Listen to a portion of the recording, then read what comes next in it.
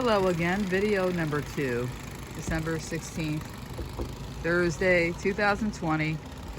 And I was just showing you outside our garage on the side of the house. I just wanted to show you the front of the house now.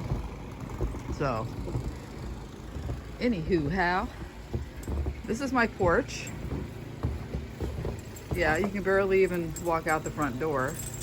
I'm trying to play ball with Zed, and he's digging for the ball every time I kick it around. So, this is our front yard. And still snowing pretty good. There's my neighbor again, snow blowing. And there's my other neighbor, snow blowing. That's the street, hasn't even been plowed yet. And I mean, it's beautiful and everything. Can't say it's not. All right, so I'm walking towards my front door right now. Front door. Oh, I should show you my little snowman. Cute? Okay. So when I walked out my front door, this is what I saw.